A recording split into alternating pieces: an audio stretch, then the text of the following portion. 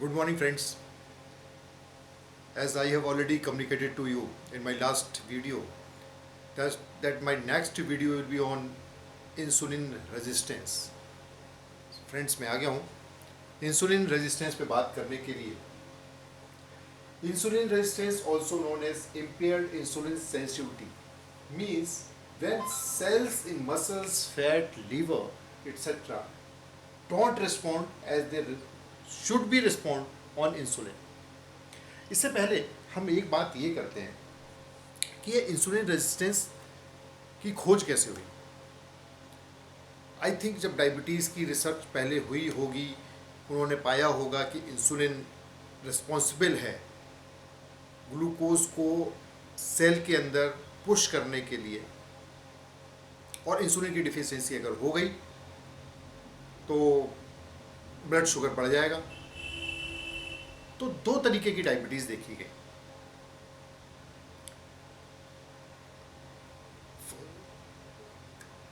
Type 1 type 2 तो already हम बता ही चुके हैं आपको. बट इंसुलिन अगर नहीं निकल रहा है या कम निकल रहा है तो कुछ दवाइयाँ दी गई, सल्फोनिलयूरियाज दी गई, जिससे कि इंसुलिन का सिक्रीशन बढ़ाया गया और वो उन्होंने जितने भी बीटा सेल्स बची उनको स्क्वीज़ किया और ज़्यादा इंसुलिन निकाला और ग्लूकोज लेवल नॉर्मल आ गया. और दूसरी कंडीशन थी कि इंसुलिन बिल्कुल ही नहीं बन रहा बॉडी में, बाहर से इंसुलिन लिया गया, जिसे कि इंसुलिन डिपेंडेंट डायबिटीज़ मेलाइटस बोलते हैं, जिसमें बाहर से इंसुलिन लिया जाता है. बट एक सिचुएशन ऐसी आती है जबकि बॉडी में इंसुलिन तो है, सफिशिएंट क्वांटिटी में है, बट ब्लड शुगर लेवल कम नहीं हो रहा. तो शायद उस वक्त डॉक्टर्स के लिए एक हैरानी का विषय रहा होगा. क्या हम बात करते हैं कि अगर इंसुलिन नहीं है बॉडी में या कम है तो ब्लड शुगर लेवल बढ़ रहा है, बट यहां पर तो इंसुलिन सफिशिएंट है, उसके बाद में भी ब्लड शुगर लेवल बढ़ रहा है. इसके लिए दो टेस्ट होते हैं.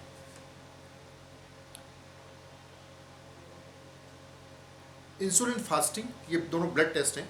इंसुलिन फास्टिंग यानी कि जब पेशेंट ब्रेकफास्ट करने से पहले ब्लड का सैंपल लेगा और उसमें इंसुलिन देखा जाएगा, इंसुलिन फास्टिंग कितना है इंसुलिन देखा जाएगा, ना कि शुगर नहीं देखनी है उसमें, इंसुलिन की क्वांटिटी कितनी है.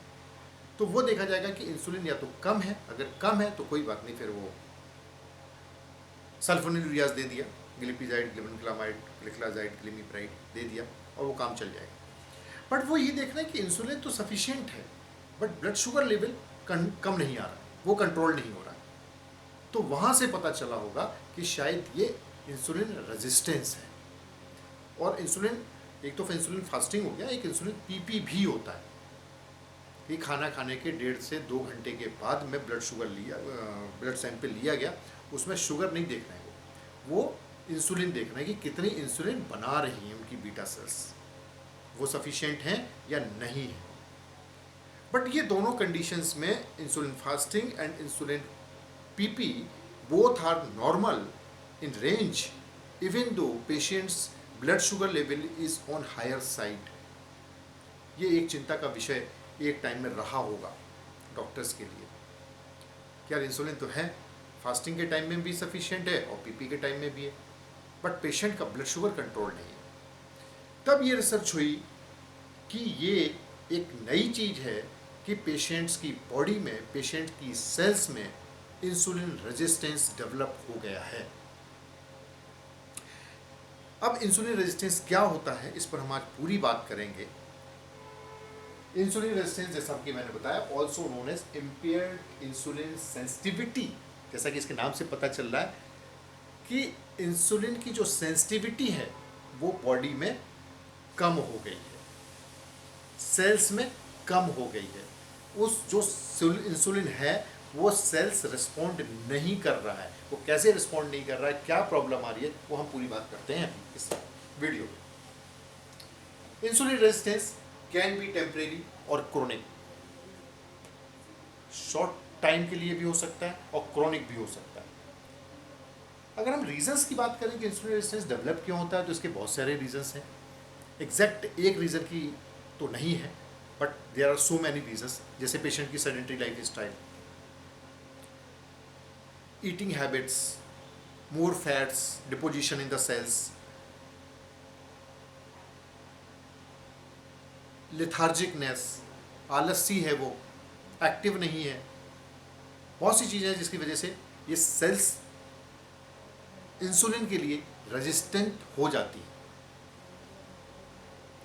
अगर आपको कोई बात क्लियर नहीं है तो प्लीज़ कमेंट बॉक्स में लिखिएगा और मुझे ज़रूर बताइएगा कि आपको ये वीडियो कैसा लग रहा है या हमारे पुराने वीडियोस कैसे लग रहे हैं आपको। एनीवे, अब हम समझ लेते हैं कि फूड, जो भी फूड हम लेते हैं वो फूड खाने के बाद उनका जो ब्रेकडाउन होता है, ब्रेकडाउन के बाद में उसका जो एंड प्रोडक्ट होता है दैट इज ग्लूकोज, क्योंकि इसको शुगर भी बोलते हैं, मधुमेह, बीमारी का नाम मधुमेह भी है इसका। एनीवे, ग्लूकोज एंड प्रोडक्ट है। ग्लूकोज क्योंकि सोर्स ऑफ एनर्जी है इसलिए इसको अवॉइड नहीं कर सकते कि बिल्कुल भी शुगर वाली चीज़ें ना ली जाएं। कार्बोहाइड्रेट का भी एंड प्रोडक्ट ग्लूकोज है, तो ग्लूकोज में कन्वर्ट हो गया, जो भी भोजन लिया ब्रेकडाउन हुआ, ब्रेकडाउन होने के बाद में वो ग्लूकोज, और भी बहुत सी चीज़ें, प्रोटीन है और अलग अलग वो अमाइनो एसिड्स में कन्वर्ट होता है। बट हम अभी आज ग्लूकोज की बात कर रहे हैं या डायबिटीज़ की बात कर रहे हैं या इंसुलिन रेजिस्टेंस की बात कर रहे हैं, तो इस समय हम ग्लूकोज की बात कर रहे हैं कि whatever we have taken that end product is glucose which is known as sugar which is source of energy. अब ये शुगर कहाँ जाएगा? ब्लड स्ट्रीम में जाएगा। अब ये देखिए कितने ब्यूटीफुली डिजाइंड होता है, कितना ऑटोनोमस सिस्टम होता है कि जैसे ही ये शुगर ब्लड स्ट्रीम में गया, इंसुलिन को पता चल, वो पैंक्रियाज को पता चल गया, पैंक्रियाज ने तुरंत ट्रिगर किया बीटा सेल्स को कि वहाँ पे शुगर आया है, ब्लड स्ट्रीम में शुगर का लेवल बढ़ रहा है। उसने निकालो, उसको निकाला, स्क्वीज किया बीटा सेल्स को, और वहाँ से इंसुलिन निकल करके ब्लड स्ट्रीम में पहुँच गया शुगर लेवल को कम करने के लिए। अब ये शुगर लेवल को कम कैसे करेगा? अब ये देखिए, एक ये सेल का डायग्राम, ये एक सेल है, ये सेल, शुगर का काम क्या है? तो ये शुगर ग्लूकोज सेल के each and every cell of our body, चाहे वो लीवर की हो, किडनी की हो, हार्ट की हो, मसल्स की हो, कहीं की भी सेल्स होगी, हर सेल में ग्लूकोज जाएगा ही जाएगा, क्योंकि because cells is working, all cells are working.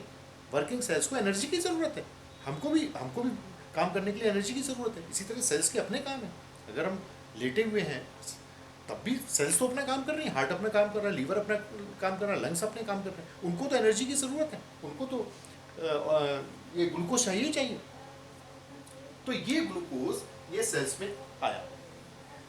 अब मैंने अपनी पुरानी वीडियोस में भी बताया है कि इंसुलिन का रोल क्या है। इंसुलिन का रोल है सेल के अंदर ग्लूकोज को पुश करना, ये इंसुलिन का काम है। अगर इंसुलिन कम होगा तो वो ग्लूकोज सेल के अंदर नहीं जा पाएगा, ब्लड स्ट्रीम में तो, बट सेल के अंदर नहीं जाएगा, और जब तक सेल के अंदर नहीं जाएगा तब तक एनर्जी जनरेट नहीं होगी। वो मैंने एटीपी और एडीपी, एडेनोसिन ट्राइफॉस्फेट और एडेनोसिन डाइफॉस्फेट वाली बात बता रखी है। अब ये देखिए, यहाँ पर ये सेल जो है, इस सेल में ये एक सपोज ये पाथ है, एक डोर है जिसके के थ्रू ग्लूकोज अंदर जाएगा और वहाँ इंसुलिन उसको पुश करेगा उसी डोर के थ्रू। अब ये डोर जो है, ये सपोज इंसुलिन के लिए इनसेंसिटिव हो गया है। पहले क्या था, नॉर्मल कंडीशन में क्या था, इंसुलिन उस डोर को नॉक करता था और वो कहता था अच्छा इंसुलिन आप दरवाजा खटखटा रहे हो, ठीक है मैं खोलता हूँ। मैं खोला, इंसुलिन ने कहा ग्लूकोज अंदर जाओ, ग्लूकोज अंदर गया, अंदर वो Krebs cycle ATP ADP conversion हुआ, एनर्जी जनरेट हुआ। अब इस कंडीशन में क्या हो रहा है कि ये इंसुलिन, ये सेल जो है सेंसिटिव नहीं है इस इंसुलिन के लिए, इस इंसुलिन की बात नहीं मान रहा है, ये इंसुलिन डोर को नॉक कर रहा है। इस डोर का नाम है PPAR gamma, peroxisome proliferated activated receptor gamma, PPAR gamma इसको बोलते हैं। तो ये PPAR गामा डोर है from where this glucose enters inside with the help of insulin. But अब ये इसकी बात जब नहीं मान रहा, PPAR गामा इंसुलिन की बात नहीं मान रहा, this condition is known as insulin resistance. कि इंसुलिन तो है बट PPAR गामा जो कि हर सेल में है एक दरवाज़ा, और उस दरवाजे से वो पीपीआर गामा को खोलने का काम इंसुलिन करता है, बट वो इंसुलिन की बात नहीं मान रहा है। इंसुलिन कह रहा है दरवाज़ा खोलो, वो कह रहा है नहीं खोलूंगा। This is known as insulin resistance. अब इंसुलिन रेजिस्टेंस में देखिए, सल्फोनिलूरिया आप कितना भी दे दीजिए, सल्फोनिलूरिया का काम है बीटा सेल्स को स्क्वीज करना और ज़्यादा से ज़्यादा इंसुलिन निकालना। इंसुलिन की कमी हो तब ना, इंसुलिन की कमी तो है नहीं बॉडी में, इंसुलिन तो सफिशिएंट है ब्लड स्ट्रीम में, बट वो सेल्स नॉन सेंसिटिव हो गई इंसुलिन के लिए। Non sensitive is means they are not obeying the order of that insulin. उनके कहने से दरवाजा नहीं खोल रही, वो पीपीआर गामा नहीं खोल रहा है। अब इन इंसुलिन रेजिस्टेंस के लिए दो ड्रग्स आई थी पहले, आई थिंक वो दोनों बैंड हो गई हैं। दोनों की दोनों ड्रग्स जो हैं वो थायोजोलिडिन डायोन ग्रुप्स को बिलोंग करती हैं। एक का नाम है रोसीग्लेटाजोन। रोसीग्लेटाजोन पहले मार्केट में आया था, उसके बाद पायोग्लेटाजोन आया था। इसको पीपीआर गामा रिसेप्टर एक्टिवेटर भी बोलते थे। तो ये ड्रग्स रोसीग्लेटाजोन पहले आई, पायोग्लेटाजोन बाद में आया। दोनों बिलोंग्स टू द ग्रुप थायोजोलिडिन डायोन। और जहाँ तक मुझको अभी मालूम है कि जी दीज बोथ मतलब I mean this rosiglitazone and pioglitazone both drugs are banned, at least in India में तो बैंड है, बाहर का मुझे आइडिया है नहीं। बैंड होने के पीछे एक रीज़न है, बिकॉज ये कई सालों से यूज़ हुई है। मुझे लग रहा है कुछ नहीं तो 18-20 साल तो इंडिया में यूज़ हुई हैं ये दोनों की दोनों ड्रग्स। और बाद की स्टडीज से कुछ पता चला है कि ये जो पेशेंट्स लॉन्ग टर्म में जिन्होंने रोसीग्लेटाजोन और पायोग्लेटाजोन दिया है, उनमें सीवीडी की प्रॉब्लम आई है, कार्डियोवैस्कुलर डिजीज़। तो इस वजह से यहाँ पर ये ड्रग्स बैन कर दी गई हैं। तो फ्रेंड्स, ये आई थिंक इतना ही सफिशिएंट है to know about what is insulin resistance. और आप लोग कुछ कमेंट्स में लिखिए मुझको कि आप फर्दर और कौन सी वीडियोस देखना चाहते हैं। देखिए, role and responsibility of medical representative, area manager, regional manager, zonal manager, ठीक है, हम उस पर भी बात करेंगे। और ये this is also a part of pharma, mode of action and pharmacology, pharmacodynamics, pharmacokinetics. तो हम अपनी तरफ से तो जो टॉपिक्स मुझको सही लग रहे हैं वो मैं धीरे धीरे ले रहा हूँ। बाकी का आपको जो लगे आप मुझे कमेंट बॉक्स में ज़रूर बताइए। I will try. Thank you very much.